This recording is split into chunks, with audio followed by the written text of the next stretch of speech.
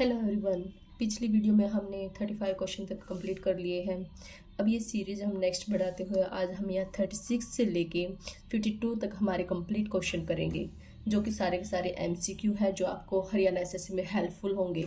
I hope कि video आपको पसंद आएगी, इसलिए प्लीज़ लाइक शेयर सब्सक्राइब अवश्य करें और कमेंट करके बताएं कि वीडियो आपके लिए कितनी हेल्पफुल है और या इसमें कुछ चेंजेस करने हैं, या आप हमें कमेंट करके बता सकते हैं। और ये वीडियो आपको कैसी लगी प्लीज़ कमेंट करके ज़रूर बताएं।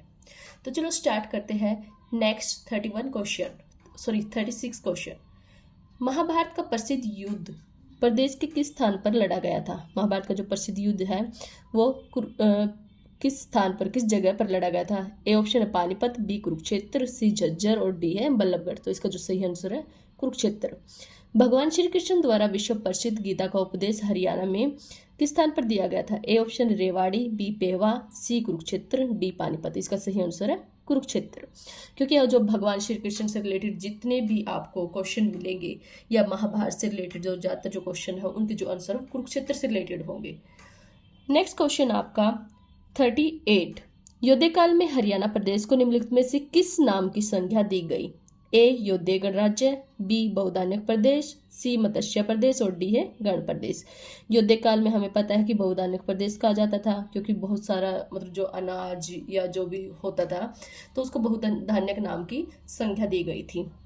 बहुधान्यक हमेशा योद्धे काल से रिलेटेड रहेगा। नेक्स्ट और महाभारत काल से भी। नेक्स्ट बौद्ध काल के किन महाजनपदों में आधुनिक हरियाणा के भाग शामिल थे? जो बौद्ध काल बुद्ध के काल का जो महाजनपद था उसमें आज के टाइम के हरियाणा के कौन कौन से भाग शामिल थे? ए कुरुपांचाल, बी कौशलवज्जी, सी सुरसेना और अवंती, डी है अस्मक और वत्स। इसका ऑप्शन आंसर है ए कुरु और पांचाल। Next question 40। हर्ष काल में भारतीय किस धर्म के अनुयायी थे? ए ब्राह्मण धर्म, बी जैन धर्म, सी बौद्ध धर्म और डी ये सभी। तो हर्ष काल जो 606 ईस्वी के टाइम का है, उस टाइम हर्ष का काल था, यानी हर्षवर्धन काल था। हर्षवर्धन के टाइम की बात की गई है और इसमें जो भारत के लोग हैं वो किस धर्म को फॉलो करते थे? तो वो सभी धर्मों को फॉलो करते थे, चाहे ब्राह्मण हो, बौद्ध हो या फिर जैन हो, तो इन सभी को फॉलो करते थे। इसका आंसर है डी ये सभी। नेक्स्ट क्वेश्चन है 41। किस काव्य के अनुसार कन्नौज शासक यशोवर्मा ने दिग्विजय अभियान चलाया और कुरुक्षेत्र का दर्शन कर अयोध्या चला गया? तो ये बता कि कौन सा काव्य ऐसा है जिसमें जो कन्नौज का शासक था यशोवर्मा, उसने सबसे पहले क्या दिग्विजय अभियान चलाया था, फिर उन्होंने कुरुक्षेत्र में दर्शन किया और उसके बाद वो अयोध्या चला गया। ये किस काव्य में कहा गया है? ऑप्शन है गौडवह, रासतरंगिणी, सी हर्षचरित और डी है हवेनसुंग की पुस्तक सी यू की। इसे क्वेश्चन भी आ जाता है कि हवेनसुंग की पुस्तक कौन सी है, तो इसका आंसर होता है सी यू की। तो 41 का जो क्वेश्चन का जो आंसर है वो है ए गौडवह। गौडवह काव्य के अनुसार क्या है, जो कन्नौज शासक यशोवर्मा ने दिग्विजय अभियान चलाया था, फिर कुरुक्षेत्र का दर्शन किया और वो अयोध्या लौट गया। Next question 42। निम्न में से कौन सा कथन असत्य है? तो सही नहीं है, सत्य नहीं है। ए खालिमपुर शिलालेख से ज्ञात होता है कि हरियाणा में कुरु और यदु दो शक्तियां थी। बी यदु शक्ति यदुवंशीय अभीरों की बादानक शाखा कही जाती है। सी कन्नौज पर धर्मपाल का आधिपत्य हो जाने पर हरियाणा में भी धर्मपाल को राजा मान लिया गया। डी कन्नौज में थानेसर हरियाणा का राजा शामिल नहीं था। तो इसका जो सही आंसर है वो है डी, क्योंकि जो कन्नौज में है वो थानेसर को भी शामिल किया गया था, लेकिन इसमें बोला है कि कन्नौज में थानेसर जो हरियाणा का एक पार्ट है वो शामिल नहीं किया गया था, लेकिन उसमें शामिल था, इसलिए ये हो गया असत्य। Next 43 question. हरियाणा के एक बड़े भूभाग को श्रीकंठ जनपद कहा जाता है, मतलब एक बड़ा जो भाग है, भूमि का पार्ट है, उसको एक बड़े पार्ट को श्रीकंठ जनपद कहा जाता था। यह नाम किस वंश के शासक ने दिया? जो श्रीकंठ जनपद है वो कौन से वंश था ऐसा जिस उसके शासक ने ये नाम दिया था? ए नाग, बी पुष्यभूति, सी हूण और डी है गुप्त। तो इसका जो सही आंसर वो है नागवंश। नागवंश ने जो है एक बड़े भूभाग को, एक बड़े पार्ट को क्या है श्रीकंठ जनपद का नाम दिया गया था, वो वंश था नागवंश। नेक्स्ट हमारा क्वेश्चन है 44। किस पुस्तक में पुष्यभूति की अति प्रशंसा की गई है? तो कौन सी ऐसी पुस्तक है जिसमें पुष्यभूति जो है हर्षवर्धन से रिलेटेड है, उसी काल का है ये।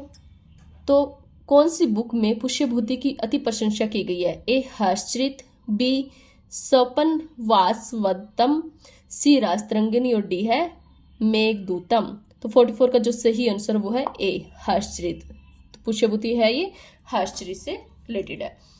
नेक्स्ट क्वेश्चन है 45। प्रभाकर वर्धन ने हूण शासकों को पराजित कर किन राज्यों पर विजय प्राप्त की? जो हूण के वंश के जो शासक थे उनको क्या है, हराया था, और उसको उनको हरा के कौन कौन से राज्यों पर उन्होंने कब्जा कर लिया था, ये विजय प्राप्त की थी? ए है लाट, बी मालव, सी सिंधु और गांधार, और डी है ये सभी। तो 45 का जो सही आंसर वो है डी, इन सभी पर कब्जा कर लिया था, इन सभी राज्यों को जीता था। नेक्स्ट क्वेश्चन है 46।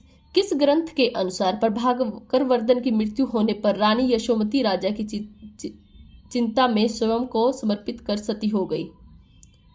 राजा की चिता में। तो कौन सा ऐसा ग्रंथ है जिसमें बताया गया है कि जो प्रभाकर वर्धन है वो जब उनकी मृत्यु हो गई थी तो उनके बाद जो उनकी रानी थी यशोमती, वो राजा की चिता में ही, जो सती प्रथा थी उसके अकॉर्डिंग, राजा की चिता में स्वयं को समर्पित कर सती हो गई, मतलब स्वयं को उसकी चिता में बैठा लिया। तो ए ऑप्शन जो है मेघदूतम, बी हर्षचरितम, सी मालविकाग्निमित्रम, डी है राजतरंगिणी। तो 46 का जो सही आंसर वो है बी, हर्षचरितम। जो प्रभाकर वर्धन है या हर्षवर्धन है या पुष्यभूति है, ये सारे जो है हर्षवर्धन से ही रिलेटेड है, तो ये हर्षचरितम में ही आएंगे। 47 जो क्वेश्चन है, शरफाबाद को वर्तमान में किस नाम से जाना जाता है या किस नाम से जानते हैं? ए है पानीपत, बी झज्जर, सी बहादुरगढ़ और डी है पेवा। तो 47 का जो आंसर वो है सी, बहादुरगढ़। पीछे एक मैच आया था पिछले वीडियो में, हमें मिलान करना था कि